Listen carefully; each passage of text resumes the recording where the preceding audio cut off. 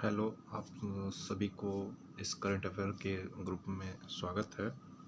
Basically ये current affair create करने का मेरा मेन रीज़न ये था कि इसमें जो भी यूपीपीसीएस मेंस के दौरान करंट अफेयर आते हैं उनको अपने मेंस आंसर राइटिंग में कैसे इंक्लूड करें, उस डेटा को, कोई डेटा आ रहा है उसको कैसे इम्प्लीमेंट करें, और मेंस आंसर लिखते समय बीच बीच में करंट डेटा को किस प्रकार समाहित करें ताकि वो आपके जो भी अंक हैं, मिलने वाले अंक हैं पूर्णांक के, उसमें भागीदार बन सके।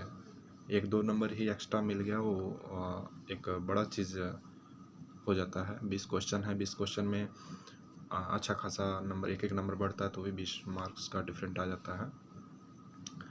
तो इस दृष्टि से ये चैनल क्रिएट किया, और साथ में जो वनडे एग्ज़ाम हैं या पीटी हैं उनके बीच में भी 1 नंबर के क्वेश्चन में आ जाता है। तो ये सेक्शन डेली चलेगा और इसको कंटिन्यू करते हुए हम आज शुरुआत करते हैं। आज के सेक्शन में हम लोग देखेंगे दो टॉपिक इम्पोर्टेंट हैं। बीच बीच में हम वन लाइनर के भी पूरे फैक्ट्स कराते जाएंगे, और साथ में हम कोशिश ये करेंगे कि जो इम्पोर्टेंट टॉपिक हैं हर सेक्शन के सब्जेक्ट वाइज उसको कराते जाएंगे। आज के सेक्शन में हम लोग देखेंगे कि बहुत इम्पोर्टेंट दो टॉपिक है। आचार्य विनोबा भावे का नाम अभी चर्चा में आया था, और हड़प्पा सभ्यता का नाम अभी चर्चा में आया था। ये दोनों का रीज़न हम लोग बारी बारी देखेंगे और उसी अनुसार हम लोग इसके बारे में थोड़ा स्टडी करेंगे और देखेंगे कि इसको किस तरीके से पीटी में, प्री एग्ज़ाम में और मेंस में कैसे इसको प्रयोग किया जाए। आचार्य विनोबा भावे क्वेश्चन एग्ज़ाम में कैसे पूछ सकता है। डायरेक्ट तो उनका विवरण नहीं मांगेगा, बट उन्होंने उनके जीवन से संबंधित कुछ घटनाएं ऐसी हैं जिससे क्वेश्चन बन सकता है कि उन्होंने किस किस क्षेत्र में काम किया है और किस प्रकार से उनके जैसे रचनाएं हैं वो किस प्रकार से भारत में हेल्प कर सकती हैं, भारत के लिए एक समाज का पथ प्रदर्शक हैं, किस प्रकार से एक आईने के रूप में काम करती हैं। या क्वेश्चन पूछ दे कि आचार्य विनोबा भावे का किस प्रकार से, आचार्य विनोबा भावे के साहित्य किस प्रकार से भारत में विश्व शांति की स्थापना या उनकी जो कृतियां हैं विश्व शांति की स्थापना में उत्तरदायी हो रही हैं या उत्तरदायी हैं। तो इसको संक्षिप्त विवरण देते हुए आप इस आंसर को ऐसे लिख सकते हैं कि सबसे पहले 2-3 लाइन में उनका फ्रेम दे दीजिए कि हाँ, आचार्य विनोबा भावे का जन्म जो हुआ था 11 सितंबर 1895 में हुआ था। 11 सितंबर 1895 में कहाँ हुआ था? महाराष्ट्र में हुआ था। 11 सितंबर को माननीय प्रधानमंत्री मोदी जी ने उनका पुष्पांजलि अर्पित किया उनके जन्म जयंती पर, इसलिए इनका नाम सितंबर में चर्चा में आया था और काफ़ी इम्पोर्टेंट है आर्ट एंड कल्चर के दृष्टि से। तो आप इतना जान गए कि उनका जन्म 11 सितंबर 1895 को महाराष्ट्र में कोबाला गांव है, कोबाला डिस्ट्रिक्ट है, वहाँ पे हुआ था, कोबाला डिस्ट्रिक्ट। और आचार्य विनोबा भावे का यह नाम बचपन से नहीं रहा। इनका बचपन का नाम जो था विनायक नरहरि भावे था। इनका बचपन का नाम जो था विनायक नरहरि भावे था, लेकिन आगे हम लोग देखेंगे कि कैसे उनका नाम आचार्य विनोबा भावे पड़ा। यहाँ पे हम लोग देखेंगे कि विनायक नरहरि भावे था उनका नाम। अब 2 लाइन में इसका फ्रेमवर्क लिखने के बाद यदि हम लोग आगे देखेंगे कि किस प्रकार से महात्मा गांधी से जुड़े, किस प्रकार से इनकी स्वतंत्रता संग्राम में इनकी भूमिका रही, किस प्रकार से इनका सामाजिक कार्य रहा, किस प्रकार से इन्होंने बहुत आंदोलन में काम किया और किस प्रकार से इन्होंने इनकी जो भी कृतियाँ रही हैं वो किस पे बेस्ड रही हैं। तो हम लोग ये देखेंगे कि गांधी जी के साथ इनका रिलेशंस, विनोबा भावे जी का जो पत्राचार था वर्ष 1916 से पूर्व विनोबा भावे ने क्या किया, महात्मा गांधी जी के साथ में पत्राचार की शुरुआत की थी। और 1916 में जब पत्राचार की शुरुआत की थी तो गांधी जी ने आचार्य विनोबा भावे से प्रभावित होकर के इनको अहमदाबाद के कोचराब आश्रम में आमंत्रित किया था। अहमदाबाद में एक कोचराब आश्रम है, वहाँ पे इनको आमंत्रित किया और विनोबा भावे ने 7 जून 1916 को कोचराब आश्रम में मुलाकात की और आश्रम में निवास किए। वहीं पर उस आश्रम के ही, कोचराब आश्रम के ही एक अन्य मेंबर थे, सदस्य थे, जिनका नाम था मामा फड़के। मामा फड़के ने विनोबा भावे को, विनायक नरहरि भावे को आचार्य का नाम दिया। दूसरी चीज, रिलेशन की बात कर रहा है तो सीधे यहाँ पे पंक्ति में आप लिख सकते हैं, आचार्य विनोबा भावे महात्मा गांधी जी के सिद्धांतों और विचारधाराओं के प्रति आकर्षित थे और गांधी जी को राजनीतिक और आध्यात्मिक दोनों दृष्टि से मानते थे। मतलब आचार्य विनोबा भावे का जो भी सिद्धांत रहा है वो महात्मा गांधी जी का अनुकरण ही रहा है, महात्मा गांधी जी के सिद्धांत को ही पालन करते थे और राजनीतिक दृष्टि से भी और आध्यात्मिक दृष्टि से भी, दोनों दृष्टि से महात्मा गांधी जी को अपना गुरु मानते थे। तो ये तो आप फ्रेम में दे सकते हैं महात्मा गांधी जी के साथ रिलेशन। स्वतंत्रता संग्राम में इनकी भूमिका कैसे रही है? स्वतंत्रता संग्राम में देखा जाए तो अभी हम लोग ऊपरी लाइन में हम लोग ये पढ़े हैं कि विनोबा भावे जी की जो भी विचारधारा रही है, राजनीतिक विचारधारा रही है, स्वतंत्रता प्राप्ति के लिए शांतिपूर्ण असहयोग सिद्धांत का इन्होंने पालन किया है। शांतिपूर्ण असहयोग सिद्धांत से इन्होंने पालन किया है और इन्होंने गांधी जी द्वारा शुरू किए गए जो भी कार्यक्रम थे, राष्ट्रीय कार्यक्रम होते थे, गांधी जी ने जो भी कार्यक्रम शुरुआत किया था उन सभी में विनोबा भावे ने पार्टिसिपेट किया, भाग लिया, प्रतिभाग किया। ठीक है। उसके बाद से देखेंगे कि महात्मा गांधी जी से प्रभावित होकर विनोबा भावे की भारतीय स्वतंत्रता संग्राम में शामिल हो गए थे। महात्मा गांधी जी से प्रभावित हुए और विनोबा भावे भारतीय स्वतंत्रता संग्राम में भी भाग ले लिए। उन्होंने असहयोग के कार्यक्रमों और विशेष रूप से विदेशी आयात के बजाय स्वदेशी वस्तुओं के उपयोग के में आह्वान में भाग लिया और उन्होंने खुद खादी को बढ़ावा देने के लिए चरखा उठाया और लोगों को प्रेरित किया, लोगों को आह्वान किया कि वो भी ऐसा करें, खादी को बढ़ावा दें, विदेशी वस्तुओं का बहिष्कार करें और असहयोग सिद्धांत का पालन किए। इस पर विदेशी गवर्नमेंट ने, ब्रिटिश गवर्नमेंट ने 1932 के दौरान, ध्यान रखने वाली ये बात चीज़ है कि 1916 में मुलाकात करते हैं 7 जून को, कोचराब जो आश्रम, कोचराब जो आश्रम वहाँ पे, और 1932 में क्या करते हैं, 1932 में इनको जेल में डाला जाता है कि ब्रिटिश शासन ने आरोप लगाया कि अब ब्रिटिश शासन के खिलाफ साजिश का आरोप लगाते हुए इन्होंने 6 माह के लिए इनको 1932 में धुलिया जेल पड़ता है, धुलिया जेल में डाल दिया। विनोबा भावे ने खादी को बढ़ावा देने के लिए काम किया और लोगों को प्रेरित किया और ब्रिटिश गवर्नमेंट ने इस पे आरोप लगा दिया। महात्मा गांधी ने 5 अक्टूबर 1940 को एक बयान जारी किया। 5 अक्टूबर 1940 को एक बयान जारी किया। बयान जारी करके उनका परिचय राष्ट्र से कराया, पूरे ब्रिटिश भारतवासियों से कराया।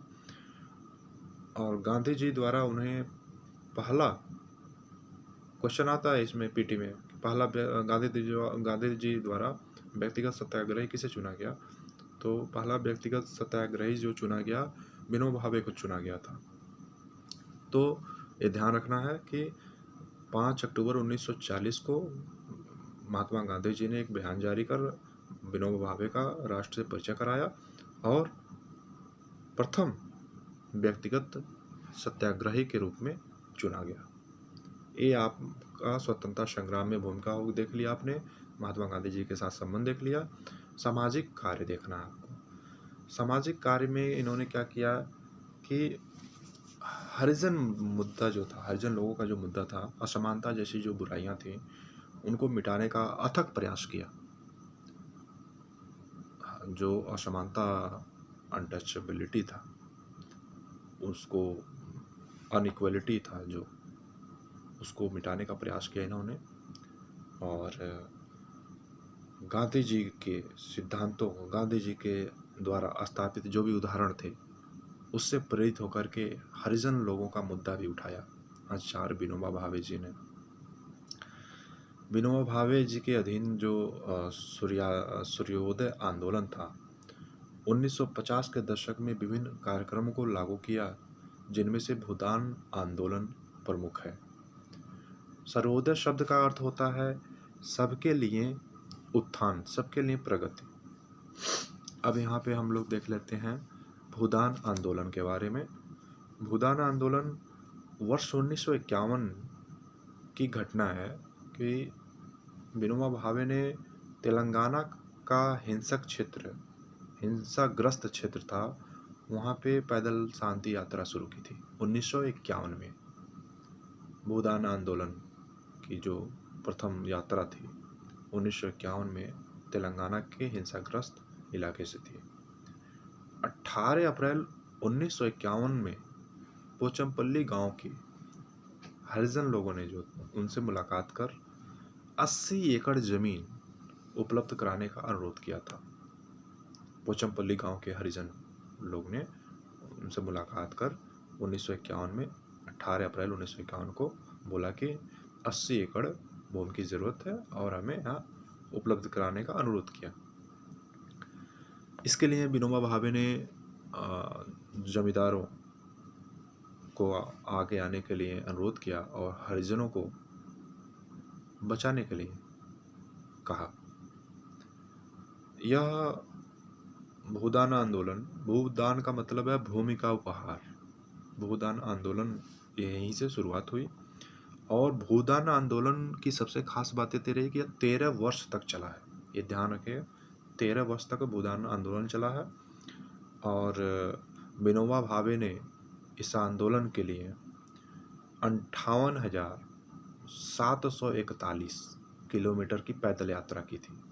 सोचने वाली बात है कि उस समय में एक ऐसा सत्याग्रही जिसने 58,741 किलोमीटर की पैदल यात्रा की, वह लगभग 4.4 मिलियन एकड़ जमीन, मिलियन एकड़ भूमि, 4.4 मिलियन एकड़ भूमि को उन्होंने एकत्र किया, जिसमें 1.3 मिलियन एकड़ भूमि को गरीब किसान, भूमिहीन किसानों को दिया, वितरित किया।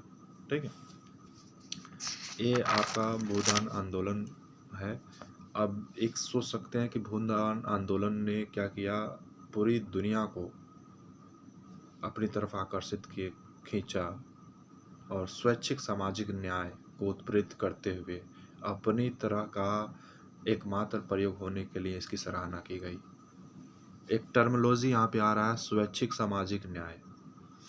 स्वैच्छिक सामाजिक न्याय मतलब यह एक व्यक्तिगत सत्याग्रही कर सकता है, उसके मन की इच्छा जो किसी के समाज के वेलफेयर के लिए की गई हो। तो ये ध्यान रखिएगा, मेंस में आंसर लिखते वक्त इस टर्म को यूज कर सकते हैं कि भूदान आंदोलन ने दुनिया भर को अपने तरफ आकर्षित करते हुए एक स्वैच्छिक सामाजिक न्याय की पद्धत को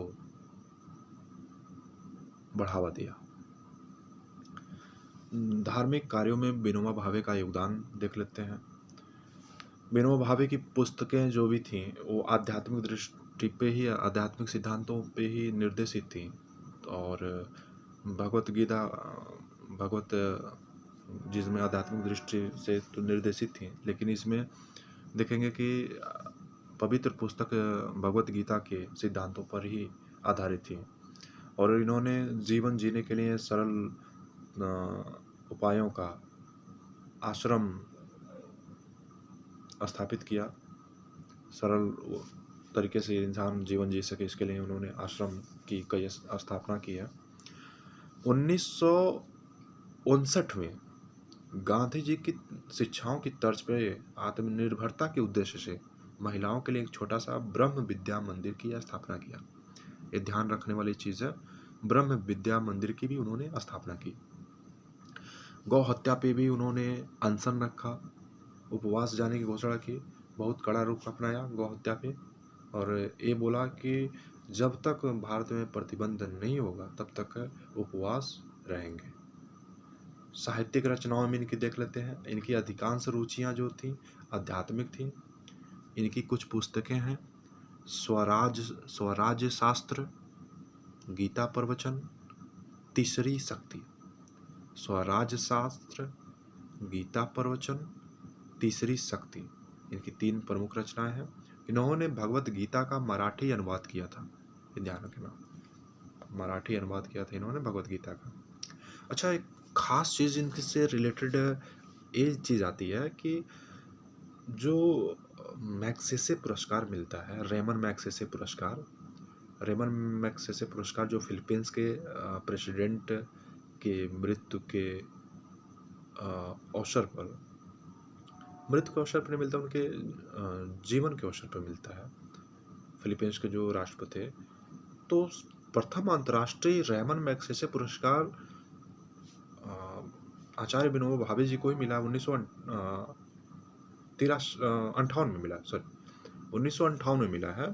प्रथम रेमन मैग्सेसे पुरस्कार 1958 में किसके लिए मिला है? सामुदायिक नेतृत्व के क्षेत्र में मिला है, क्योंकि पत्रकारिता के क्षेत्र में मिलता है, 3-4 उसमें फैक्टर हैं। तो इनको जो मिला है सामुदायिक नेतृत्व के मामले में मिला है। और 1983 में मरणोपरांत इनको भारत रत्न भी मिला है। तो इस प्रकार से देख सकते हैं। हालिया परिदृश्य में सीधे 2 लाइन लिख देना लास्ट में कि 11 सितंबर 2022 को माननीय प्रधानमंत्री जी नरेंद्र मोदी जी ने इनके जयंती के अवसर पर श्रद्धांजलि अर्पित की। और विनोबा भावे के जो सिद्धांत हैं, एक पथ प्रदर्शक के रूप में विश्व शांति की स्थापना में एवं एक राजनीतिक कार्यकर्ता के लिए ही नहीं वरन समाज के लिए एक आईना है। तो इस तरीके से एक कंसेप्ट आचार्य विनोबा भावे जी के ऊपर कोई भी क्वेश्चन आता है तो आप उसको तोड़ करके लिख सकते हैं। वीडियो ज़्यादा लंबी हो रही है, फिर भी एक छोटा सा देख सकते हैं विश्व धरोहर स्थल के बारे में। विश्व धरोहर स्थल क्या चीज़ होता है? विश्व धरोहर स्थल एक ऐसा स्थल जो अंतर्राष्ट्रीय महत्व का हो, प्राकृतिक हो या मानवीकृत हो। मतलब सीधी सी बात है, आप ऐसे लिख सकते हैं, विश्व धरोहर स्थल वह स्थल है जो अंतर्राष्ट्रीय महत्व का होता है और प्राकृतिक, जिसे अंतर्राष्ट्रीय महत्व का होता है, जिसे प्राकृतिक या मानवीकृत क्षेत्र के रूप में वर्गीकृत किया जाता है और इसे विशेष सुरक्षा की आवश्यकता होती है। और इन स्थलों को आधिकारिक तौर पर संयुक्त राष्ट्र शैक्षिक, वैज्ञानिक और सांस्कृतिक संगठन के द्वारा मान्यता प्राप्त, जिसे यूनेस्को बोलते हैं। अब यहाँ यूनेस्को आ गया। यूनेस्को की स्थापना 1945 16 नवंबर 1945 को हुई थी। इसका हेडक्वार्टर फ्रांस में, पेरिस में, फ्रांस। हाँ, और वर्तमान समय की परिदृश्य को देख लेते हैं। वर्तमान समय में भारत में 40 विश्व धरोहर स्थल हैं, जिनमें 32 कल्चरल है, सांस्कृतिक स्थल है, 32, 7 प्राकृतिक स्थल हैं और 1 मिश्रित स्थल है। अभी जो हाल में 2021 में शामिल हुए उनके नाम देख लेते हैं। 2021 में तेलंगाना में स्थित काकतीय रुद्रेश्वर है और गुजरात का धौलावीरा है। ये दोनों, गुजरात का धौलावीरा और काकतीय रुद्रेश्वर, ये दोनों, काकतीय रुद्रेश्वर तेलंगाना में है और धौलावीरा गुजरात में। ये दोनों स्थल 2021 में शामिल हुए हैं। पहले 38 थे, अब टोटल 40 हो गए हैं। और इन 40 में आपको बता दिया 32 सांस्कृतिक स्थल हैं, 7 आपके नेचुरल हैं, प्राकृतिक हैं और 1 मिक्स्ड है। अभी हाल में पाकिस्तान के पुरातत्व विभाग ने सूचना दिया था कि जो मोहनजोदड़ो है, मोहनजोदड़ो पाकिस्तान में आए हुए बाढ़ के कारण यह जो स्थल है खतरे में है। ये ऐसा उन्होंने सूचना दिया था पाकिस्तान के पुरातत्व विभाग ने। World heritage site of Mohenjodaro को की स्थिति जो है संकटग्रस्त में आ गई है। संकट है, इसके सामने संकट है। ऐसा है कि सिंध प्रांत में भारी जल भराव बाढ़ की वजह से हुआ था। तो ये रहा आपका आज का सेक्शन। वीडियो को लंबी ना करते हुए देखते रहिए। कम से कम ये रहेगा कि जो आपके इम्पोर्टेंट टॉपिक रहेंगे, कंसेप्ट इसको सुनने के बाद से क्लियर हो जाएगा। और बीच बीच में हम कोशिश करेंगे कि जो वन लाइनर करंट अफेयर है उनको एक ही समरी में सप्ताह में 1-2 बार उसको क्लियर कर देंगे, चाहे वनडे का एग्ज़ाम हो और चाहे पीसीएस का एग्ज़ाम हो, आराम से इसको किया जा सकता है। Thank you, bye bye.